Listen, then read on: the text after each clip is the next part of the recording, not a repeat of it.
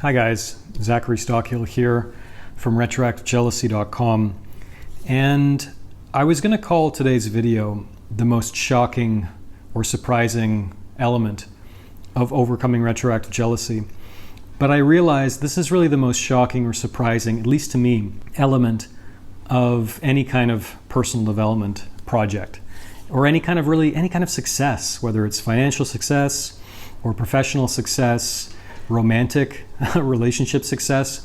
Anytime you are successful, I think that this will surprise you. This surprised me when I was younger. It doesn't anymore, but it really did surprise and sometimes shock me. And I wish I was better prepared for it. When I was a younger man, I wish more people talked about it. I wish I was more aware of this heading into some of the projects that I've pursued in my adult life. And the shocking thing is this: a lot of people don't want you to succeed.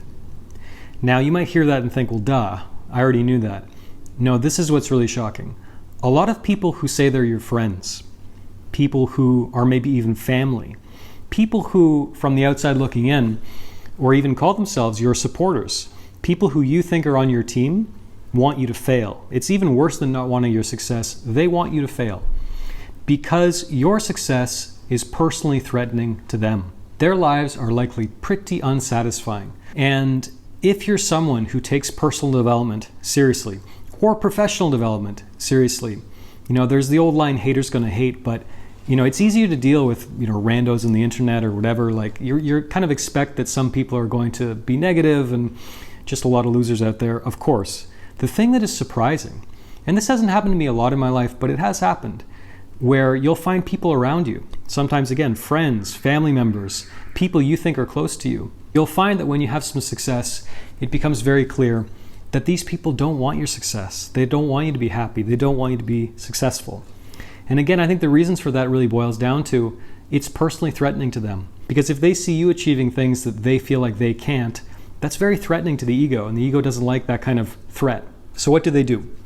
They might make passive-aggressive comments to you, or give you little underhanded shots, or they might really not congratulate you, frankly, when you deserve to be congratulated a little bit. They won't give you the pat on the back that maybe you crave. Or worse, they'll discourage you from pursuing your dreams, from pursuing your goals, or they'll do any number of things in an attempt to undercut you and your success. So be conscious of this. Don't make the mistake I did and kind of go into this stuff blind. Be conscious of this. People say if you really want to know who your friends are, pay attention to who stands by you when the chips are down. But I really think if you really want to know who your friends are, also pay attention to who's by your side and cheering you on when you deserve to be cheered on. Who's actually happy for your success, who doesn't feel threatened by your success. And here's the thing. If you're ever at all bothered by a YouTube comment or the negative words of someone close to you where it feels like there's some really jealousy maybe going on there or some undercurrent of scorn, remember that truly happy, successful people want other people to be happy and successful too, because it's not a threat to them. The old line about a rising tide lifting all boats definitely comes into play here. Happy people want the people around them to be happy too, especially the people closest to them. By the way, beware of this when engaging in social media groups, perhaps as it relates to retroactive jealousy. I've really made efforts to kind of limit my exposure online in some of these spaces because it can be a real sea of constant victim mentality and negativity and sniping and snide remarks. And I really wonder, what are the people in this group actually getting out of this? And if you're in one of those groups and you feel like you're not really getting much out of this, or if you're in a certain social circle where it feels like everyone's kind of swimming in the same negative stew week after week or weekend after weekend at the bar, whatever it is, you might have to make some difficult choices. Really. I've had to do this in certain moments of my life and it's not easy, but I thank God I did. There's a famous quote by Jim Rohn: "You are the average of the 5 people you spend the most time with." And my God, is that true.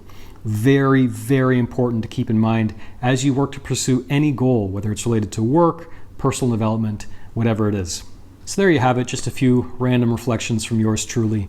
If you benefited from this video, please take a moment to let me know by clicking the like button below, as well as making sure you are subscribed to my channel, and I'll talk to you again very soon.